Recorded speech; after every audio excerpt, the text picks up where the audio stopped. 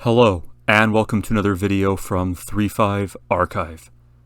Today, we're going to be looking at the Complete Warrior sourcebook, looking at the Warriors in the Campaign section in Chapter 4 on page 137.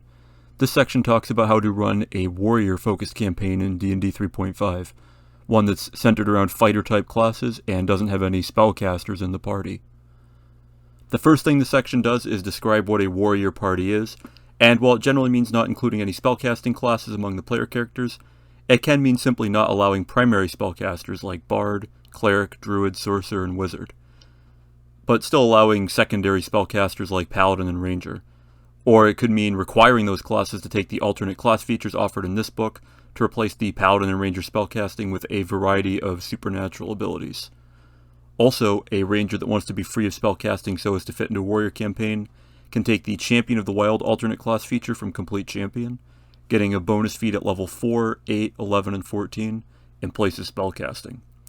This feature is very inferior to a normal Ranger, but it makes the Ranger feel more like a fighter and help him fit into a warrior campaign, arguably better thematically than the Complete Warrior variant, which replaces Ranger spellcasting with fast movement, a supernatural ability that gives +4 to Dexterity, Constitution, or Wisdom once per day for a minute per level, and the ability to use Neutralize Poison, Remove Disease, and Freedom of Movement sparingly as spell-like abilities.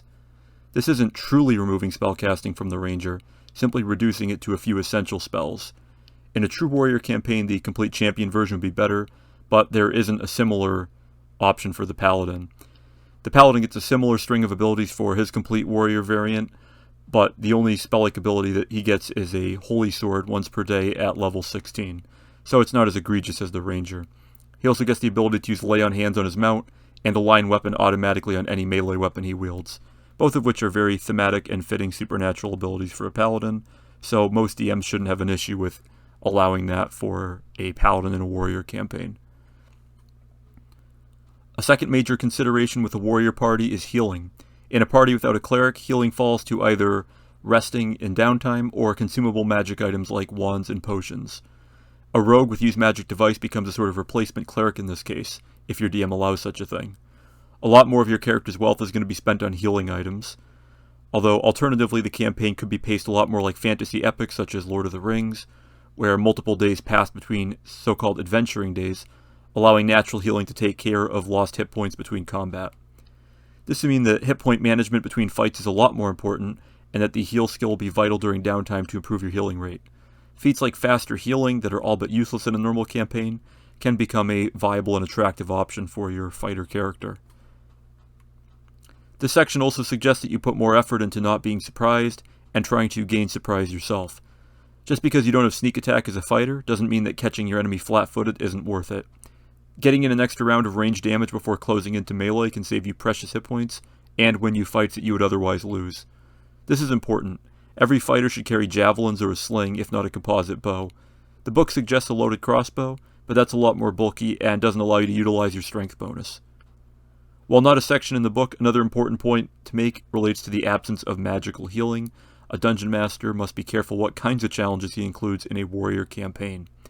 Monsters like the Shadow or Wraith that deal ability damage or ability drain can go from minor inconvenience in a party with a cleric in it to horrifying, debilitating conditions that can ruin player characters entirely. Fortunately, if paid spellcasting is available, it returns to the realm of inconvenience, but negative levels still remain deadly and very destructive to characters. Consider adopting a rule where negative levels do not result in actual level loss, but if the character fails their saving throw, the negative level simply remains until removed with restoration. This can make them a lot less devastating. The other pieces of advice given are to eliminate guards as swiftly and silently as possible so as to be able to fight small groups of enemies as you move through their dungeon or fortress. It's even suggested you shoot a drum or signal horn to prevent one goblin from signaling others, for example. The book says that in a normal campaign, area of effect spells can take out lots of enemies, while a fighter-type character can only damage a few at a time. This is somewhat true, but with the aid of feats like Cleave and Great Cleave, or possibly even Whirlwind Attack if you want to bother with the convoluted feat tree to get to it, can work nearly as well.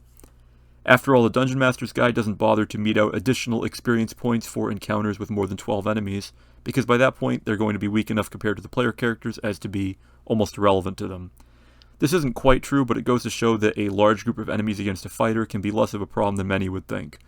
A fighter can cleave through 4 or 5 orcs around, 8 if he's fully surrounded, and this is going to be fairly reliable even at mid-levels.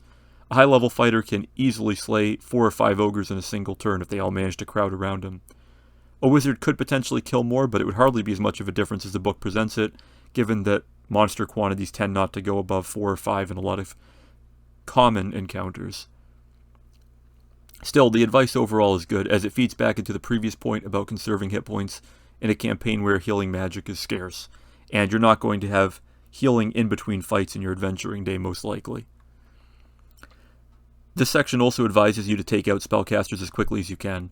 A failed reflex save will hurt you, a failed fortitude or will save might take you out of the fight entirely, and possibly even turn you against your friends.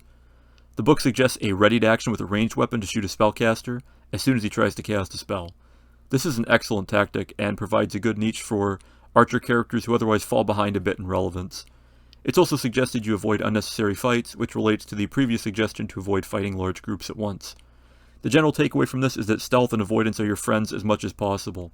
Much of the tactics in D&D relate to when to use spells, whether to power attack and if so how much, and when to run away. But generally speaking, especially in D&D 3.5 and editions after it, you are expected to fight most, if not all, of the monsters you encounter. In a warrior campaign, that may not be true, and the Dungeon Master should consider totaling the XP awards from a dungeon and simply handing that reward out once the goal is completed, whether or not all the groups of enemies were dealt with or not.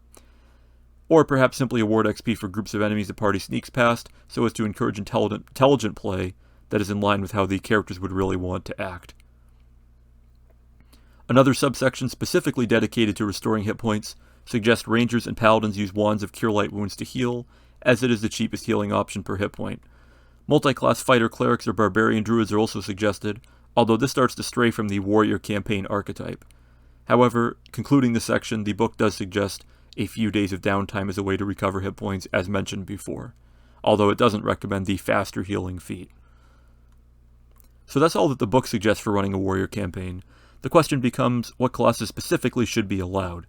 Ranger and Paladin have alternate class features that allow them to trade in spellcasting for other features, but similar classes with 1 to 4 level spellcasting, such as the Hexblade and Spell Thief, do not.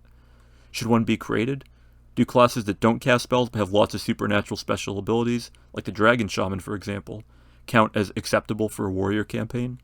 One could consider the criteria for a warrior campaign to be classes that have a full base attack bonus, but that would exclude the Rogue and Monk, while including Hexblade and Duskblade, unless spellcasting is specifically excluded.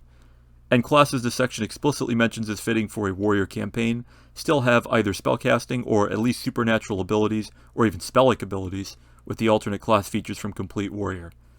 So supernatural abilities, even spell-like abilities, aren't a defining factor either. Ultimately, it's very much subjective. In my personal opinion, the classes appropriate for a warrior campaign in D&D 3.5 would be the Fighter, Paladin, Ranger, Rogue, Monk, Barbarian, Knight, Scout, Ninja, Samurai, Swashbuckler, and Martial. Dragon Shaman also arguably could be included, but that is a decent enough set to choose from. So, should you run a warrior campaign? Well, a lot of the things people complain about in D&D 3.5 when it comes to spellcaster power level and all that would be solved right off the bat. Can a group of warrior-type characters successfully beat encounters of their level? They easily could for the most part. A group of 4 level 3 fighters with 15 strength, weapon focus, and masterwork greatswords could easily take down an ogre with average rolls with a single turn of swings. A 2-point power attack would hit about 50% of the time and deal half the ogre's hit points in one hit.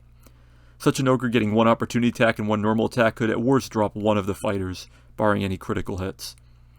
Admittedly, a wizard could likely drop the ogre with a single sleep spell, even from first level, but the point is that a group of fighters can at least deal with monsters of their challenge rating if well played.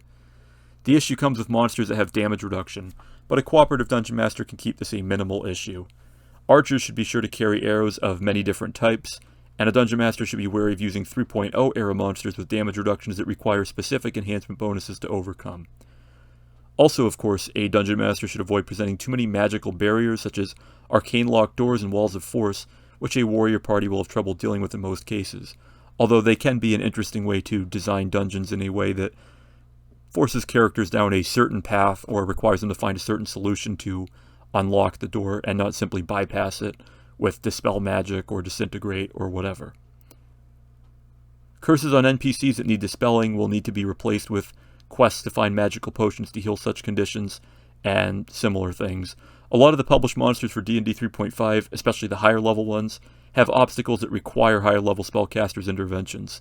So a dungeon master will have to alter these parts of the adventures or add alternate methods of completing the goals in order to facilitate an all-warrior party and help them succeed a little bit. So in summary, a warrior campaign in D&D 3.5 is an interesting restriction on playable classes. It does require some DM cooperation, but it's definitely doable as long as encounters are specifically tailored toward the warriors for the most part, and ones that are tailored toward spellcasters are excluded or altered. They can make for a more classic fantasy adventure, and leave players using their skills and problem solving to overcome their opponents and obstacles instead of using spell slots to bypass much of the adventure, as happens a lot of time in a typical D&D 3.5 campaign. So that will about do it for this video. Please like, share, comment, subscribe, and so on. Let me know if you've ever run a warrior campaign and your experiences with it. Thanks for watching, and I will see you next time here on 3.5 Archive.